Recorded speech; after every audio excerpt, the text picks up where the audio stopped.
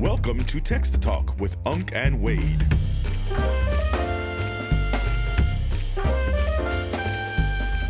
What's up, everyone? Welcome to another episode of Text Talk, where our aim is to help you to love and live the text. I'm Pastor Alexander Wade, and I got your Unc, Damon Richardson. And today's topic, man, we're going to talk a bit about some of these circular letters, the interconnectedness of Scripture. The text that we'll get into, just to kind of start off with the conversation, is the final greetings at the end of Colossians. You start seeing Paul drop a lot of names and just, he's doing his shout outs, right. Shout out to Nuck and all them, right?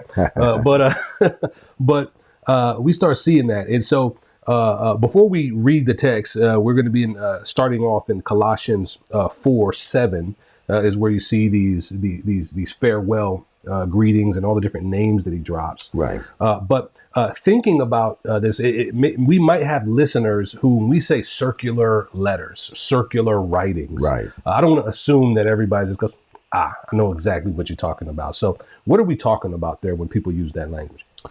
Yeah, so a circular letter was a letter that was sent by one of the New Testament writers, one of the apostles, for instance, Peter or Paul, that were circulated in a regional area where churches were, they existed in clusters. So for instance, if you think about the Asia Minor area where you have places like Colossae, Hierapolis, you have Laodicea, you have Ephesus not too far away. Yep. You have places like Magnesia and some of these other places. Many of these letters were shared. So even when you have a letter written to Ephesus or a letter written to Colossians or the churches in Colossae, many of those letters found their way around to some of the other churches in that cluster. So for instance, more than likely, and you could see the structure of Colossians is very similar to Ephesians. There's a lot of the same things going on. So more than likely, the Colossian church would have read the letter that was written to Ephesus, and vice versa. So they circulated, and it also indicates that there was oftentimes some universal. These letters they were universal in nature. In other words, they intended the meaning to apply to other believers in other places. So, in that it was similar to how we think about the scriptures today. It was written to one group of people, but at the same time, it was written for us. Right. And so he may have been addressing the church in Colossae directly, but it doesn't mean it was only for them. Bingo. Right. And the same thing with the church in Ephesus. There we go. To them, but it wasn't only for them. Right. That's a good illustration there. Good way to explain it. Yeah. And so, that's the same thing for us today. Right, when we read, right? Not written to us, but it's for our admonition. It's for us. Absolutely. Right. Good, and so this is something that God did intentionally. Good. And so as these things circulated, in the case of, you mentioned Colossians, Ephesians, and there's more. But what are some of the reasons, I think you mentioned it, or some of the things people should consider as we think about exegetical considerations, as we think, man, what connected these letters? Why were they grouped together? Why would you rattle off names like Ephesians and Colossians and you wouldn't throw Romans in there, right? Paul wrote that too, right? Yeah. So we're not talking about everything Paul ever wrote, right? But there do seem to be writings that are kind of grouped together contextually. They seem to share a lot of commonality. What are the commonalities that these writings share in these certain right? Well, what it goes to show is that some of the same issues. So if we're talking about circular letters, essentially existed in churches that were in the same area. So you would naturally expect that some of the very same issues existed in the other churches, right? So if a particular area was dealing with a false teaching. That is because there were so most teachers were itinerant, and so typically, for instance, if let's say Richardson. Brother Richardson, right? Yeah, I was trying to think of some Greek name. Itinerant preacher, right? Right, yeah. I was trying to think of some Greek name, Brother Epaphroditus. Yeah, I like it. Brother Epaphroditus preaches in Hierapolis, and his reputation is solid in local churches, this, that, and the other. Well, he's going to be preaching at other house churches in Hierapolis just on the reputation of being, a confirmed solid guy, right? Mm-hmm. And so he would go around. So just like these letters circulated, these teachers circulated. They were itinerant. So they went around. Well, if at some point Brother Epaphroditus is called out as a false teacher, well, letters would go out to those churches and say, don't receive Brother Epaphroditus in your churches anymore. He is making people's faith shipwreck. Mm-hmm. He's, non gratia. You know what I mean? Yeah. So he's no longer welcome until he repents or whatever. Now that might shock the church. They might feel a little ways because they liked him. Yeah. But, so what that means is that area has a false teaching problem. Mm-hmm. Because Brother Epaphroditus has probably got some disciples now. Yes. Right? And so letters now need to be written to those churches to address them about Brother Epaphroditus' teaching. Mm-hmm. What he said about the resurrection being just appearing to be bodily is false, right? And so that would kind of be like Docetism spreading through his teaching. And it would have been in that area. So you would imagine then all of the churches in that area that got letters, it's probably going to be addressing some of those similar things because they will all be impacted by it. This is a problem in that area, right? Yeah. And also contextually, in order to invest the amount of resources to write something down, have it delivered and circulated to the churches, it had to be a significant issue. Right. It wasn't like, oh man, I heard something's going on in Ephesus. Let me shoot a text real quick. Let me send an email. We don't have paper and ink to waste or papyrus. Right? Exactly. Right. So, man, to be able to imagine you wrote something on animal skins, right? The value, whatever issue was arising, right. It wasn't like just reacting to little things here and there. It needs to warrant the effort of the value that it would take to take a slain animal, to have a tanned animal skin, to write this by hand carefully. And then it wasn't like you had multiple copies. Right. And so when you could it would have been too expensive. And Christians, by and large, were poor. And so to have an issue come up in the church, when we see that same thing being talked about in a general area or multiple things, this is an indication that the error or the issue is not a trivial thing. It's not a passing thing. This is something worth the time, the effort, the value to write it on an animal skin. I can't just do this easily and cheaply. And to have that circulate through the church. Excellent. Yeah, it's a good observation. It's so you have that, of course, the cost of ink, papyri, and parchment. When that began to be, all that is expensive. So you would need a situation that would obviously rise to. But that's also where messengers were important as well. Yes. And so we see people like, for instance, in the end of the letter to the Colossians. You could, and he's also mentioned in Paul's pastoral letter to Timothy, Tychicus. He's clearly identified as a person. He's a ministry associate, but he's clearly one who would be sent to churches, literally orally delivering messages from Paul, as well as letters. Yes. You see that about Epaphroditus. I was borrowing that when I said Epaphroditus. Gotcha. Yeah. But Epaphroditus, you see that in Paul's letter to the Philippians. He was a messenger there. Phoebe is essentially a messenger. Yep. Notice what Paul told the Romans. It was like, hey, when she comes, receive her in the very same way that you would receive me. So they were very important as, being, there's a term. I did a 2-year program some years ago in Jewish studies.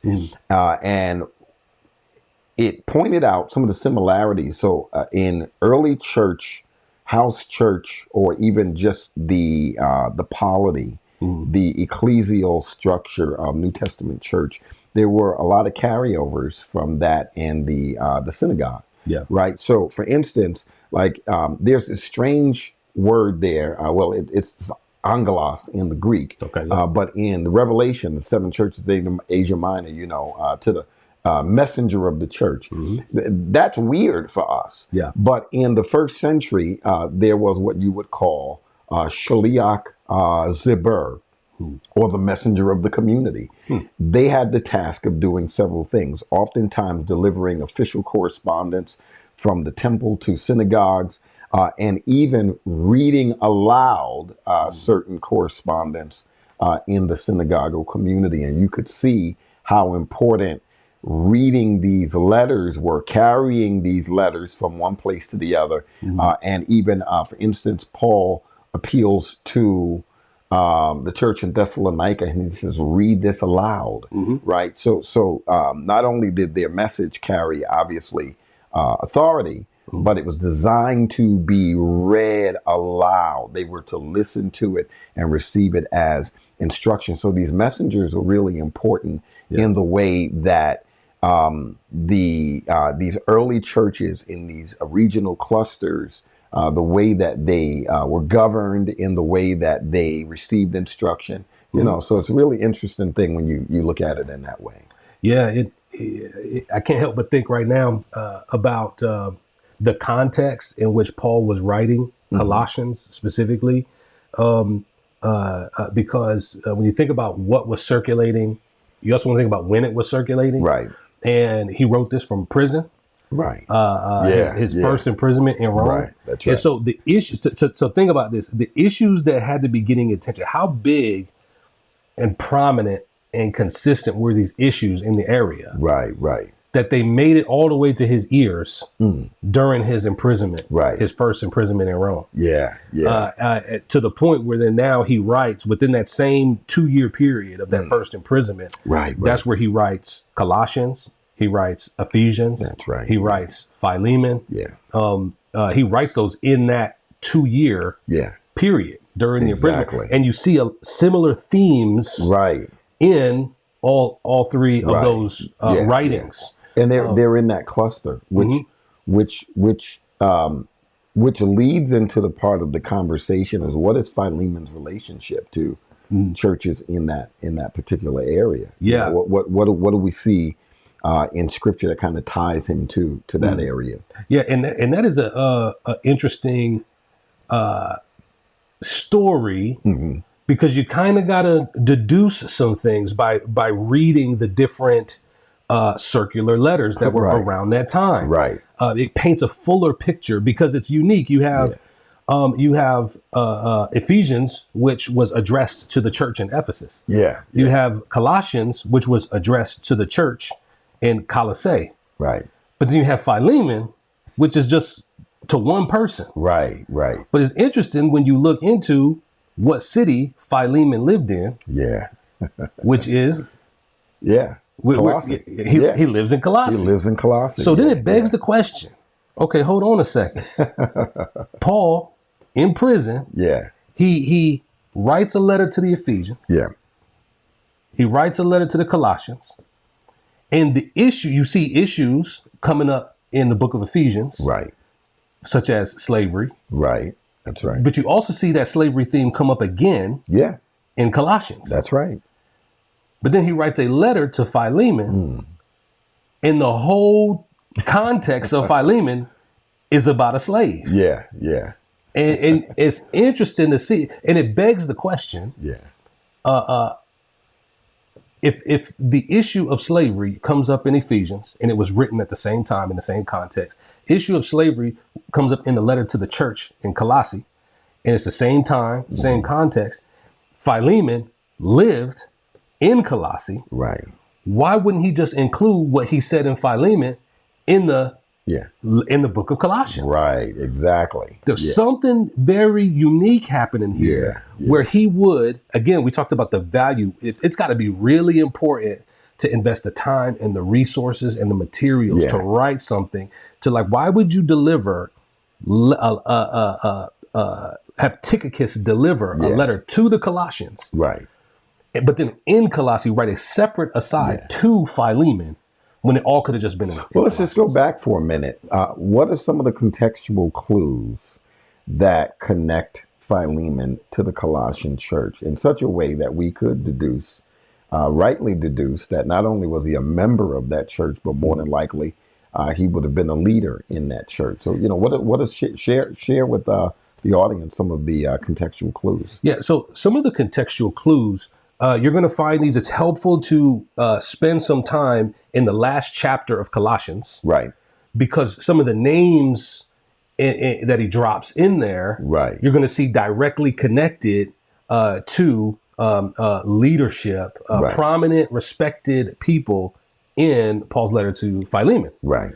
So when you're looking at verse 7, Tychicus, our dearly loved brother, faithful minister and fellow servant of the Lord, right? And so when you see this fellow servant, right, he starts talking about other people as servants or fellow ministers. Yeah. So he's kind of bringing them in. He's talking about them as this in a similar vein. They may not all have the same title or position, but in terms of a fellowness, not just in as general members, but as servants and leaders. Exactly. And you start seeing this language as he talks about Tychicus, and then you start seeing some other names that show up in the first couple of verses in Philemon, which we'll jump over there shortly. But I think what's also connects Colossians to Philemon is you have Tychicus. He says he's telling the Colossian church that Tychicus is going to be the one delivering this letter to them. Right. Right. And then he says in verse 9, he is coming with Onesimus. Yeah. He's coming with Onesimus. Yeah. A faithful and dearly loved brother. He don't say nothing. Who is one of you. Who is one of you. Yeah. He's one of you. He didn't say he's a slave. Right. He said he's one of you. That's right. He's your brother. He's your brother. That's it. So Tychicus is so interesting. Tychicus, when we see Tychicus in Paul's various writings, he's always delivering. He's a trusted messenger, a trusted, what was the term you had mentioned from the Hebrew? Shaliach Zaber. He's operating like that. Yeah. Like he's trusted to deliver and to bring messages. He's a sent one. Right. Yeah. And so, but interestingly enough, when he goes to Colossae, he's not just trusted to deliver a letter. He's trusted to deliver a person. Right.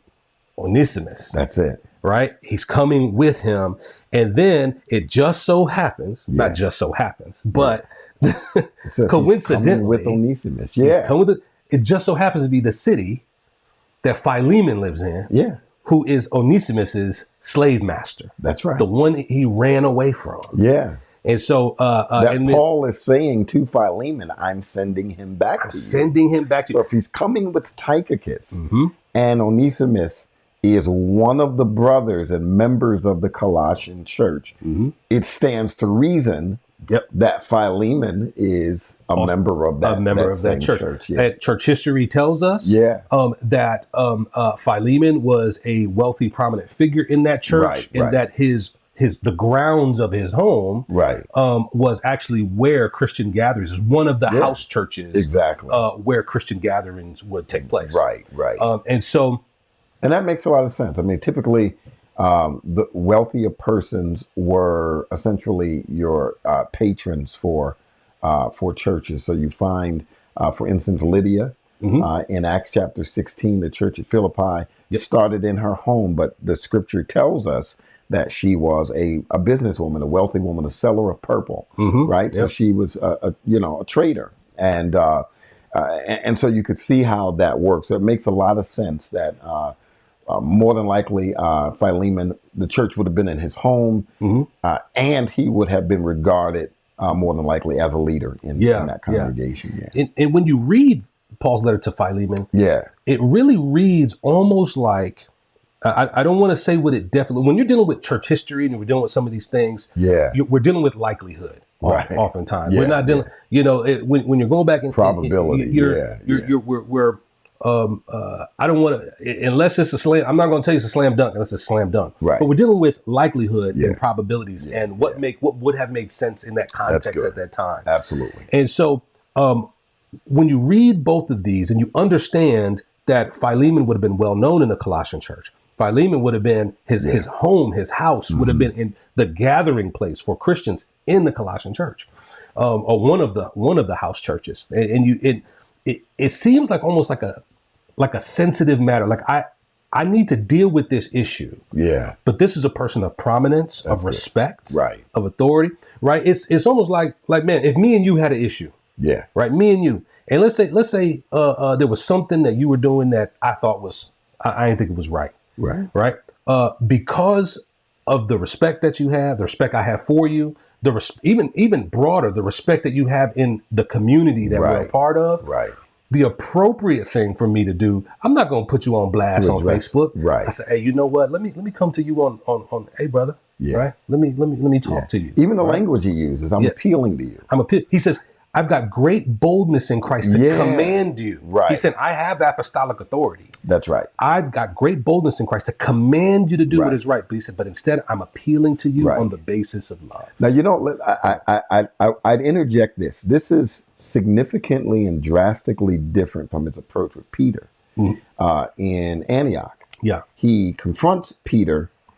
And what's so interesting structurally in, for instance, Galatians is when Paul starts out at the beginning talking about his visits to the apostles and how they are they're foundational, they're pillars, he says, they're pillars. That's important, and that was intentional. It was intentional for him to say that because obviously they know the apostles are pillars, including Peter, which added so much more weight to the confrontation because he's saying if a pillar would get caught up in this type of behavior, how much more would other people do it? Hence, this is exactly why I needed to confront him to his face in front of everybody. So he does establish that he has respect for them, but the gravity of the situation was so detrimental to the spread of this behavior, which he had already said Barnabas had gotten caught up in it and this, that, and the other. And you could see this significant contrast. There is equal level of respect, but he sees what Peter is doing. He calls that out of step with the gospel. Yeah.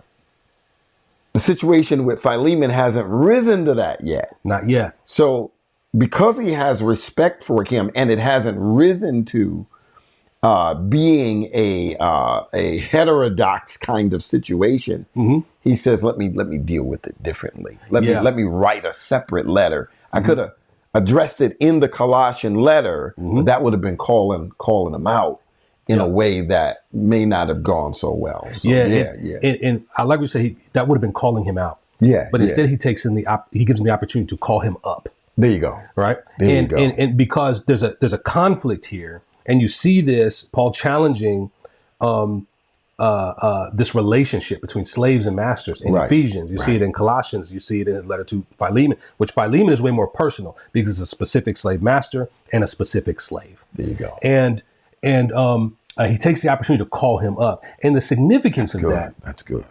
The significance of calling him up is contextually, the question arises, like, man, if slavery is not what God wanted, if God didn't want his people enslaving people, why didn't Paul just flat out just say, hey, get rid of all your slaves? Right. All right. Get rid. And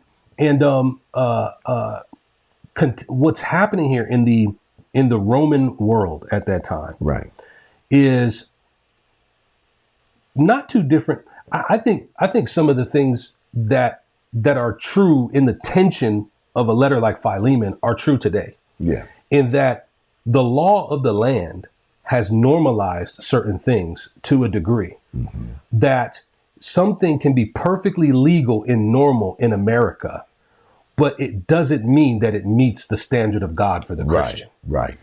But we're so in it, we don't even see it. There we go.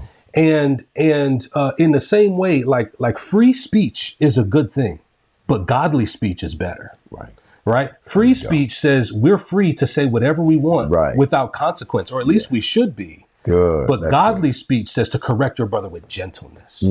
Right. Good, and so there's a national ethic or an empirical ethic. Right. And there's a kingdom ethic. Right. And Philemon is operating in perfect legality. It is the total norm. There's no negative stigma to his reputation or even to Christianity by owning slaves in that day. Right. Because it was perfectly consistent with the ethic of that day. Absolutely. But the ethic of God's kingdom. There we go. He's I'm appealing to you, brother, to do what is right. He's given an opportunity to call him up to remember you're a dual citizen, but one of these kingdoms and its ethic is superior to the other. Right. And the other thing contextually that is important to keep in mind, that there's a difference. Like, so the difficulty with freeing slaves was just saying, okay, let me snap my fingers, you're free. I'll never forget this. There's an old Chris Rock stand-up. If y'all listen to us enough, I'm going to reference stand-up comedies a lot. It's just I grew up on stand-ups, watching Showtime at the Apollo and, rubbing the log and, all that stuff for good luck. But when Chris Rock was an amateur comedian on Showtime at the Apollo, I remember this. I remember he came out there and he was talking about Abraham Lincoln freeing the slaves. And he said he freed the slaves, but he freed them without the right to vote or own land. He said that's like freeing a bird with a brick on his back, right? But the idea is if the necessary conditions for flourishing don't exist in that society, right? Is he free even if you set him free? If you open a bird cage, put a brick on its back, is the bird actually free? Right. Or is the bird actually now even more vulnerable and susceptible to be devoured because it doesn't have the conditions to flourish? Absolutely. Yeah. And what's happening in the ancient Roman world is this is a true slave society, not to be confused with the society with slaves. There's a difference. You can look this up. There's a technical definition of a slave society. Right. Do you know in all of the history of the world, historians have determined that there have only ever been 5 slave societies, not to be confused with societies with slaves. Only 5. Interesting. Right. And so they have categories. And so those categories of slave society would the categories that would fall into it would be the well-being of the wealthy is utterly dependent on slaveholding. Right. A certain percentage of the population would have to be slaves. The slaves were not treated as people; they were treated as chattel or property. Right. So you had 4. There's a couple of more. I can't remember off the top of my head. But if you met all these criteria, historians put you into the category of a slave society. Got you. Where essentially it's so pervasive, it's inescapable in that society. Right. It's systemic and structural. Even if I set you free from a slave master, I'm just setting you free into a slave society. There you go. Right.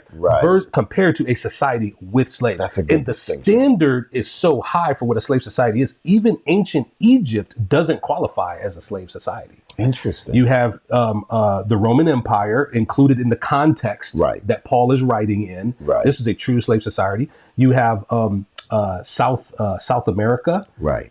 You have I'm trying to remember the other ones off top. I can't remember. But out of the short list of 5, the United States is one of the short list of 5 societies in all of the history of the world that qualify to be considered a slave society, and the youngest country of them all. And the youngest, most recent. It's the most recent slave society in the history of the world. Interesting. And so the thing is, so this is the context that this issue of slavery is getting dealt with, because if the message is this simple, hey, just let go of all your slaves.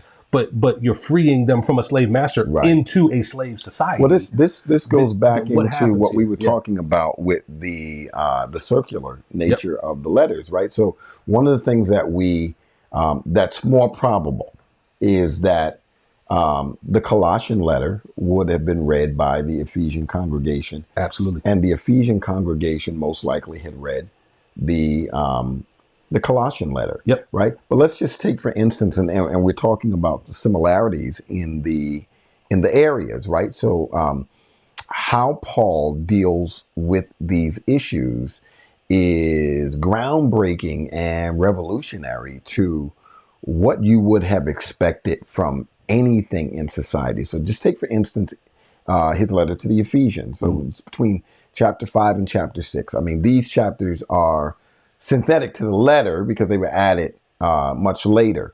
But towards the end of chapter 5, he does something. So he addresses traditional types of relationships in a household, right? And he says, but what he does often gets missed. What he says is actually empowering the least likely in those households. Yes. Right. So he says, wives, submit to your husbands. This is the right thing to do. This, that, and the, okay, yeah, that's standard talk, blah, blah, blah, blah. But notice the empowerment piece. He turns around and he addresses husbands and he says, husbands, love your wives as Christ loves the church. And so what he's doing there is, in a sense, disempowering husbands in a way that would have been natural to. So in other words, wives would not have had societal rights. Correct. Right. Whereas the husbands would have had it all. And so for Paul to say in the kingdom ethic, you've got to love your wife the way that Christ loves the church. He's disempowering the husband from using all of the power that legally he could have leveraged over his wife. He's now submitting that to his love for Christ and therefore demonstrating that in the way that he needs to now love his wife. So that kind of disempowers him. He does the very same thing, I would say, for children. He says, hey, children, honor your father and your mother, obey them. Okay, standard stuff. You wouldn't expect anything different. But then he says, fathers, don't provoke. Don't stir up anger in your children. In other words, don't leverage all of this this right to do whatever what that society allows. Don't exercise all of that that right. And this is Submit the same Roman context. In the same context. Then he turns and says to slaves, right thing to do is work off your obligations, obey the slave masters, right? Because obviously many of them had bonded themselves into slavery in order to work off debts and all kinds of things. On that. Right. Okay, so they do have a certain obligation, right? And he's saying, hey, hold up your end of the bargain, do the right thing. But then he turns around and he makes an appeal to the slave master. He says, you keep in mind that if you are a brother, because he's talking to brothers, he said, keep in mind, you yourself have a master in heaven. Hence, you can't treat, just because you have the right to treat them as society does. If you are a believer, if you are serving the Lord Jesus Christ, you've got to submit that power to the Lord. And remember that this person is your brother, right? So they're reading this.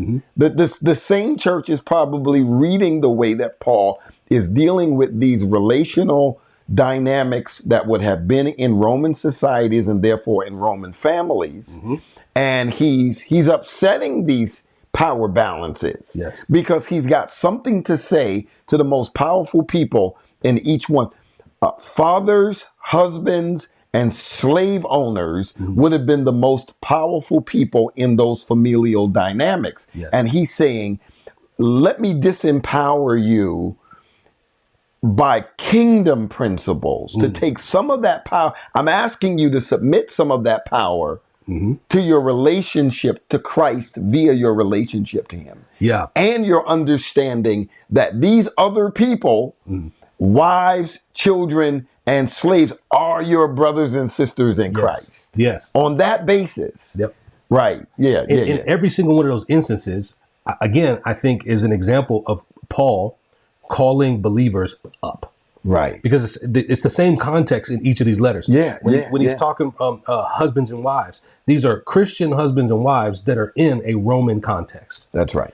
But you have a Roman ethic, but I'm calling you up to a kingdom ethic. Exactly. With parents and children, there's a standard for how Rome says you are to treat your children. Yeah. But I'm calling you up to the kingdom ethic in terms of how you treat your children. Come on. Masters and slaves, there's a standard that Roman gives for what's acceptable in terms of how you treat slaves. But I'm calling you up to a kingdom ethic. Come on. Right? And then one of the things that you mentioned, I don't know if you knew what kind of jewels you was dropping when you said it, but you was talking about how a lot of the issues had to do with people being indebted to the other. Yeah. And in Rome, this is something I have researched, there were many ways to become a slave. Right. And this is the issue with slave societies is when you study how you become a slave in a slave society, right, you end up asking the question, how do you not be a slave? Because you could be sold into slavery, right, if you were on the losing end of a conquest. You could be that you had some slaves that were indebted to other slaves. Right. You had people who would sell themselves into slavery. So let's say you had a loved one who was enslaved to a horrible master. Right. Some people would sell themselves into slavery to a good master and then take that money and then go buy the freedom of their loved one who was enslaved to a terrible master. Come on. Right? Yeah. I mean, the levels of slavery that was going on. But it wasn't a monolithic system, as many would imagine. And it's not comparable to how people would think about racially driven chattel slavery. Race wasn't the thing. Yeah. But there were so many ways that you could become a slave. But the overwhelming way, that the most common way to become a slave had to deal with debt. Had to do with debt. And so debt slavery was when you're talking about slavery in general in this ancient Roman context, most of the time you're talking about debt slavery. That's exactly right. Let me look at some of the implications of that in the language that we see Paul using. Because there's implications of this, right? Now again, we're doing a little bit of exegesis here. We're reading between the lines, but I don't think we're reaching. We're just pulling in all the contextual variables. With debt slavery being the most common form of slavery in this context, it makes me wonder, most likely, if Onesimus was a debt slave to Philemon. Right. But then look at what Paul says to Philemon in verse 17 and actually no 18. 18. You got it in front of you? You want me to read it? Okay, we're in, hold on one second. I was still in Colossians. Okay, yeah. Let me get to Philemon. Okay, Philemon, verse 18. 18, yep. I got it. We say like the so-called Hebrew Israelites. Read. What's he say? It says, and if he has wronged you in any way or owes you anything, charge that to my account. Now. Yeah. Think about the implications of this, because people have wrongly used this letter to Philemon to say, well, slavery was condoned in the Bible, right? Like, don't get me wrong, it's better to not own slaves, but it wasn't a big deal. Paul, in the context where debt slavery was the prominent way to become a slave, he talks about Onesimus having a debt to Philemon, but then he says, whatever he owes you, it's on me now. But then what are the implications of that? Come on. But now Philemon, now I owe you. Right. That's it. So how are you going to treat me? Because I'm coming. Oh, that's good. I'm coming. That's so good. How are you going to receive me? Because now that debt is on me. That debt is on me. Am I your slave or am I your brother when I get there? Oh, man. And think about that. So just in even the context of the, let's say an Old Testament ethos, where you hear these statements in wisdom literature like Proverbs, literally saying that it's better not to lend to your brother Because if you lend to your brother, you make a slave out of him. Yes. And so what do? Like, we look at passages like that. We never think about slavery. But one of the things that we do recognize is if I'd rather give it to you, bro. You need $100. Let me just give it to you. Yep. Because if I lend this to you and you don't pay it back, it's going to create a wall and a fracture in our relationship. And because I value our brotherhood more than anything, I'm not going to make you a debtor of mine. Nope. Right? Nope. And we recognize that, but because we don't resituate that into the context of what we're dealing with there. That's exactly, man, I never thought about that. That is exactly what Paul is saying. How would you treat me? Bro. Because if I become a debtor to you, if I say charge this off, there's still a debt. There's still a debt. I'm saying put it on me It's now. on me now. How you going to treat me? So how you going to treat me when I get there? Come on, man. Paul is inserting himself. I got to dap you up, bro. I got to dap you up, bro. That's what I'm talking about. Bro, he said, I'm sending him back, but the debt is on me now. Right. So how you going to treat me? What ethic is going to win when I get there? The Roman ethic or the kingdom ethic? I want to tell me if I want to tie this in now, because this is what good exegesis does. And you get two preachers together, or more than two preachers, you're going to get a lot of things that just start sparking, right? And I had a seminary professor would say you start hearing echoes in the text. So I immediately thought about Isaiah 61. All right, go. And Luke 4. Okay, go there. Right? When Jesus says this, he right at the beginning of his ministry, he reads Isaiah 61:1. It's the Spirit of the Lord is upon me. He's anointed me to preach, the gospel. Yep. The glad tidings, or the gospel to the poor. Yep. But he says something else. He says, and release of the prisoner. Think about this though. How would unleashing guilty convicts like murderers or robbers or swindlers, how could that be justice? It wouldn't be. It would be, without calling into question the integrity of the person who released them. Right. Yeah. Right. But it's not because. But it's because it's not what he's talking about.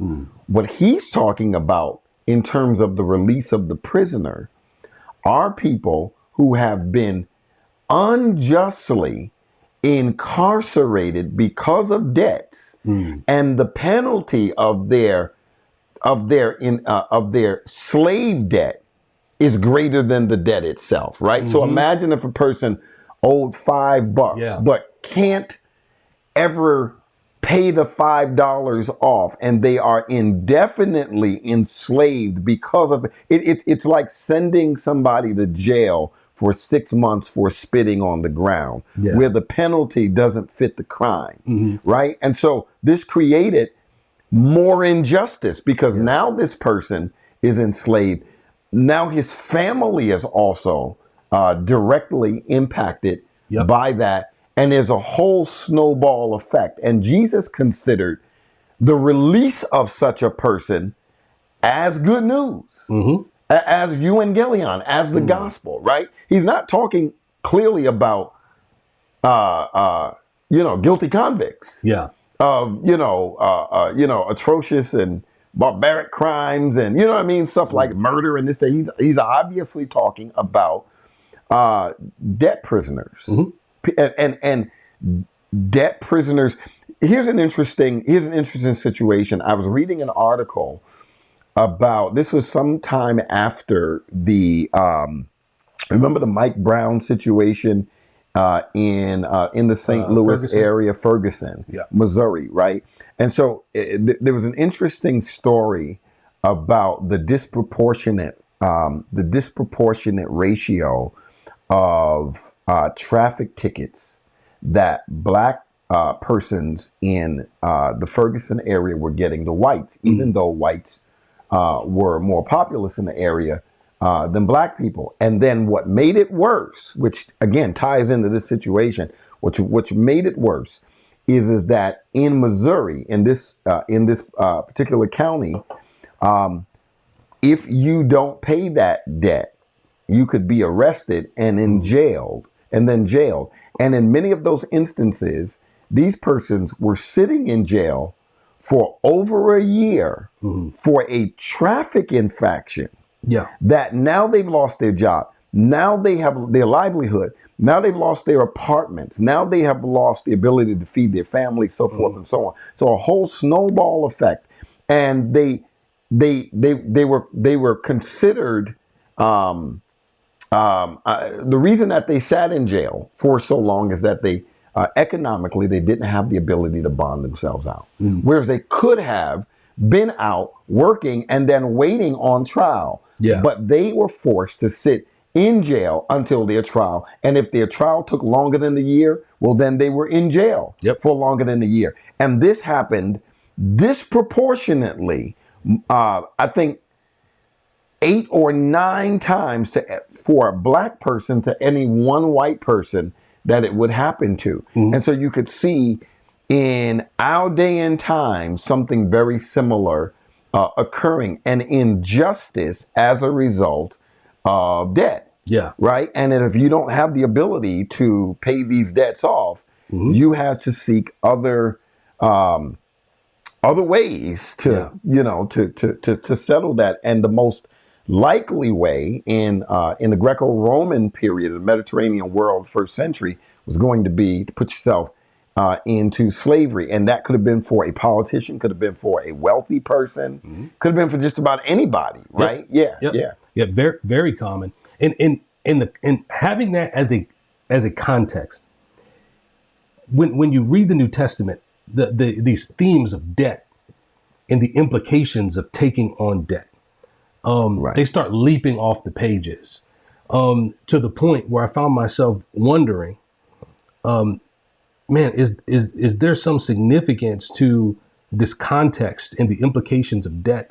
Right. And when they say when they said teach us how to pray, it says forgive us our debts, right, as we forgive our debtors. Exactly. Literally, forgiveness is spoken in the same context of debt release. It's just like, man, like this was a big contextually. This was a big theme. In that culture, in that day, in the context of imperial Rome, and which is the main context of the New Testament, and so man, interesting things there. And then I'm even thinking about some of the stuff you're talking about in Ferguson, and some of the things I've seen even in court cases here. And just the injustice that comes from when you have a small debt and then the penalty, the consequence, it really goes against the biblical principle of an eye for an eye. It becomes a head for an eye, you know, and some people don't understand the context of the principle, an eye for an eye.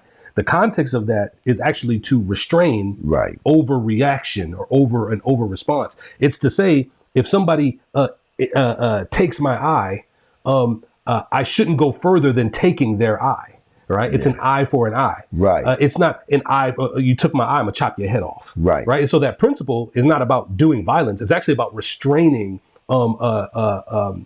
restraint from being excessive, from cruel and unusual punishments and retaliation. Exactly. Right. It's a principle of equitable judgment. Right. Right.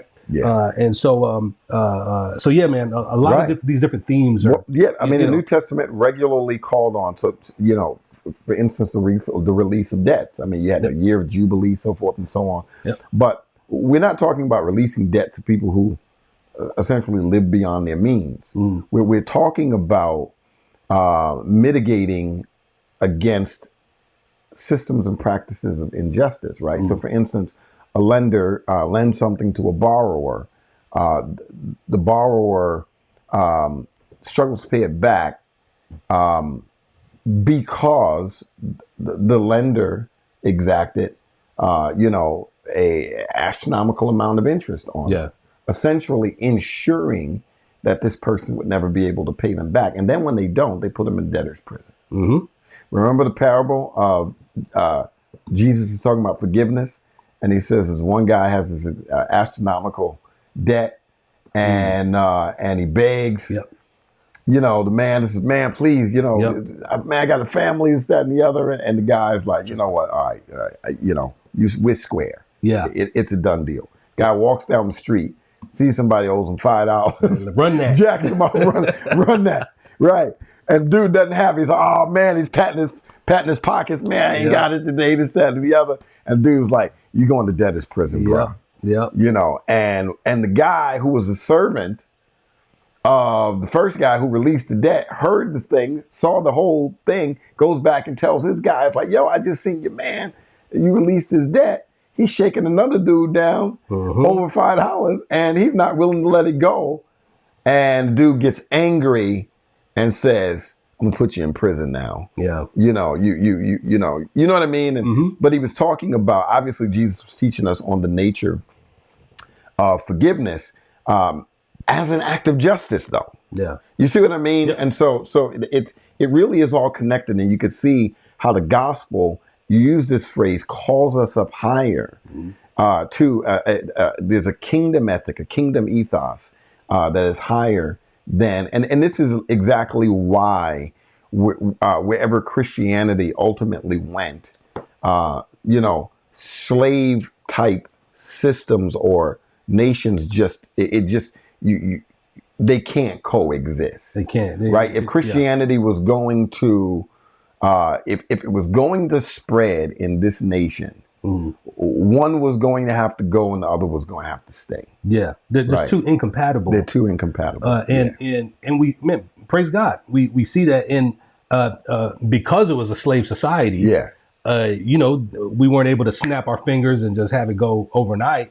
But Bible believing Christians were convicted because of their faith to push back against the institution and against the society. Absolutely. And even have writings coming from other nations in support of people like Charles Spurgeon. Yeah. You know, which always gets on my nerves because people were like, it was the sin of that day. I'm like, they had other prominent preachers like Spurgeon writing them letters. That's exactly rebuking them for participating in the sin of that day. So it's like they weren't exempt from it. You know what I'm saying? That's right. Yeah. But they were men of their time. Yeah. You know. Yeah, but are they Christians is the question. That's it. And if you're Christians, you're called to a biblical standard, a kingdom ethos. I can't remember the name of the Jewish theologian, but he coined the term ethical monotheism. Okay. Yeah, and which, you know, means that the not just the moral way that we live, but our ethics come from the way that the one God operates. Yeah. Right. You know what I mean? So in other words, we ought to be this way horizontally in society because God is that way. Yes. Right. So how we understand right dealing with people comes from God's nature. It comes from who he is and what he is like. And so it is oxymoronic to then turn around and call yourself a Christian and then not operate morally and ethically with people. Right. Yeah, it's a misrepresentation it is. Of who he is. It's a gospel. And this is the tension, you know, of this text. And this will be probably the last thing I say on this because not the last thing, but we're gonna have to wrap up because we're trying to keep these episodes at about an hour-ish. And we got a lot more to say about this. Where we at now, man? We've been talking for a good minute. Yeah, man. We about 50 plus minutes in. Right okay. So we're about to wrap this up. Man, this sounds like a part 2, man. But it's about to be a part 2. And so I don't want to forget my thought because I want to come back to this. Yeah. But about this tension of the gospel and a gospel that doesn't bear fruit societally, a gospel like what, because this is a conversation where you have people who are professors of faith, who can articulate all the theological truths with perfect doctrinal soundness. Right. And they take no issue. There's no red flag that goes up when the fruit of the gospel in their lives is just well articulated writings and sayings, and it has there's no expectation for the effects of the gospel to spill over into living and serving and how we treat each other. What we always talk about when we talk about the orthos, right? You know, orthodoxy, orthopraxy, orthopathy. I think where confusion comes in for some people is how to classify, right? So if we were thinking about the gospel, I would say one, orthodoxy, gospel orthodoxy would be the contents of the gospel. It's what does the gospel tell us? What does it actually mean? What is the message of the gospel and all of its doctrinal and theological meanings and dimension, right? That's the content, right? But then there is the scope of the gospel. These are all of the gospel implications. Well, your other two orthos would be carried out there, right? So how do you feel about people? How do you feel about sin? How do you feel about righteousness, right? Orthopathy, having the not just the right catharsis or heart, but the right affections about the things. Do you feel the same way God feels about these issues, right? So that comes out of that emerges from the contents of the gospel. It becomes part of the gospel scope. Or so the other two orthos live inside of orthodoxy, right? So in reality, if you truly have biblical orthodoxy, inside of that is contained the right affections towards how God feels about people and things and issues and this, that, and the other, as well as the right actions, praxis, right? So it can be said that if you truly have orthodoxy, you truly have those other two. Yes. Right? Yeah. And here's what I would say, because I hadn't thought about it like that, where you have the doxy, but then you have pathy and proxy inside of the doxy. Right. I would talk about that slightly differently.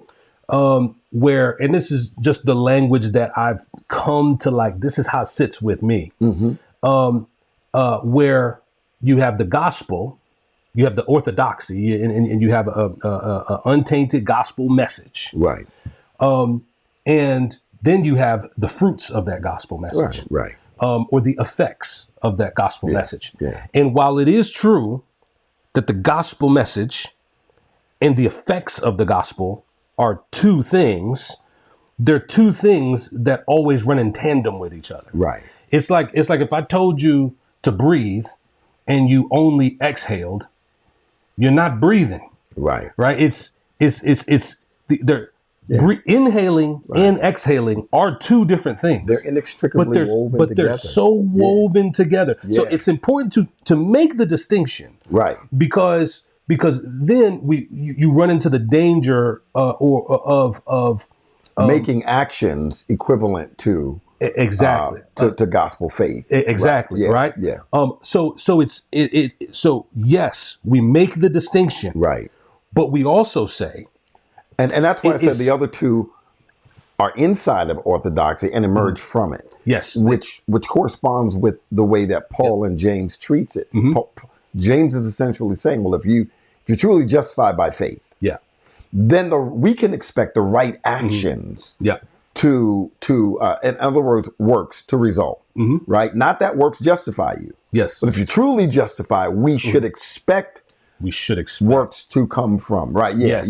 And here to bring it back to our discussion about our circular letter. So anybody who might be listening, there's going to be a temptation. If you want to listen to this uncharitably, I know that there's somebody. Don't do it. Listen to me. Don't do it. Who might be tempted. Hold on, let me get the solo cam on this real quick. You might be tempted to say that we are pitching, maybe adding on to the gospel, or maybe we sound like we're sharing a social gospel, something other than just the gospel. I would stay with me now. You're wrong. All right. You're wrong. We're not doing that. Let me tell you what is happening here. It's the same thing that's happening in Paul's letter to Philemon. And here's why I say that. Because Paul says in Philemon, let me go back to Philemon. He says, Onesimus, this is verse 10 in Philemon. I became his father while I was in chains. Right. And then previously in Colossians, he talks about Onesimus, who's a dear brother. Right. He's one of you. Right. And so I became his father. And so essentially what's happening in this language is Onesimus ran away. He ends up somehow in the presence and hearing the gospel preaching and messaging of Paul. He repents and believes the gospel. That's right. He becomes a real believer. Right. And then but here's the implication. Here's why Paul's letter to Philemon has implications on the gospel and its effects. Come on. Why we should expect it, because if it was good enough to just preach the gospel, because this was the theme a few years back. You remember there was conversations about social issues, and people were like, just preach the gospel. Yeah. Just preach the gospel. Amen. Preach the gospel. But look at what happened. Complete statement. As soon as I say but, listen to me charitably here. Listen to me charitably here. Onesimus, before he ever went back to Philemon, Onesimus had heard the gospel from Paul. He repented of his sins. He believed the gospel. He became a brother in the faith. He became a son to Paul in the faith. Right. His eternity was secure. His soul was saved. He had been bought by the blood of the Lamb and redeemed. And now he is secure in Christ. Amen. Right. And if that was good enough, Paul would not have. If the gospel was just to stop there, if that was all God wanted from the gospel, why would Paul then write a letter? The letter between Paul and Philemon is about his physical reality. That's the issue, is what's happening physically between them. Come on. Because the spiritual side had already been taken care of. Yeah. He's already repented. He's already believed. He's been born again. He's your brother. He's my son in the faith. The spiritual side, the spiritual effects of the gospel are already done with Onesimus. But we still got a problem. Right. Because he physically now got to go back.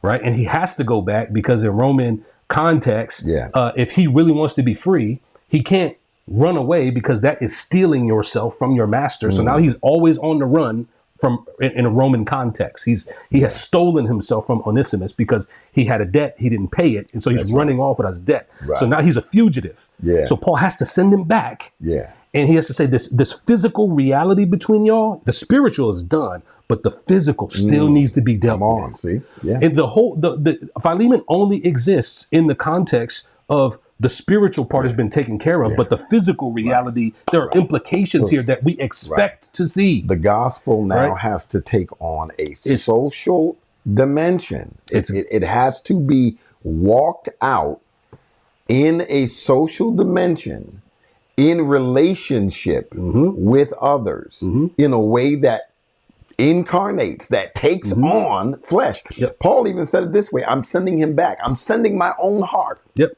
Right. So if you believe the gospel, how you treat this man is essentially the same way you treat me. How's that not the same as what Jesus said about how we ought to regard him? He says, when I was in prison, says this about two groups of people. Yep. You either visited me or you didn't. Yep. You either fed me or you didn't. You either clothed me or you didn't. Yep. When, Lord, did we see you in that way? When you saw the least of these, right? Now, that's what Jesus said to people who had already claimed to be his followers. So you can't just have a gospel in creed only. Yes. The gospel has to take on a tangible, social, active form as evidence of the reality of the content. Yes. Right? If you've truly believed it, it ought to look like this. It should. And again, just to talk to whoever might be listening uncharitably, because when you use that word social, they go, oh, he said gospel and he said social. That's their problem. In the same, right? Yeah, that's their problem. But yeah. But we're trying to help people. Yeah, right. That's our aim is to help people love and live the text. Right. And so we get over to the live part. Yeah. And so yes, you heard the word social, and you heard the word gospel. Mm-hmm. But let me speak to you clearly. I would say this. I would say truthfully, when we're talking technical, true terms, there's no such thing as a social gospel. Right. There's just the true gospel, and then false gospels or other gospels. Right. There is no social gospel. There's no such thing as that. Now, but what you have to agree with, what you must agree with, is that there's no such thing. The true gospel, there's no such thing as a gospel that doesn't bear fruit in the society that it goes forth in. Or gospel in abstraction. Right. Yeah. The gospel doesn't exist in abstraction. Correct. Yeah. Hold on, let me give you the solo can, because you seem like you want to go. The gospel does not exist in abstraction. It has to have three-dimensional, concrete expression in reality. That reality is social. It impacts all kinds of relationships. Or else, why is Paul talking to fathers, wives, children? And why is he telling them that as a result of being in the Lord, they ought to do this, they ought to do that? Where do those things take place? In vacuums or in a social dimension, right? That's what you would call the horizontal plane. That's a social space. That's where the gospel is intended to be lived out. Mm-hmm. So demonizing words are not helpful to conversations. That's literally what the cults do all the time. Oh, the word Trinity is not in the Bible. To me, it sounds like it's three gods. And so they demonize the word and then leave you struggling to try and find a better word to use. Mm-hmm. At the end of the day, demonizing is not changing the reality. Mm-hmm. It's just deflecting. Yeah. Right. And so, no, there isn't a social gospel, but you can't have a gospel that exists only in abstraction as creed. Mm-hmm. The gospel has to look like something. Mm-hmm. Right. In fact, I'll say it like this.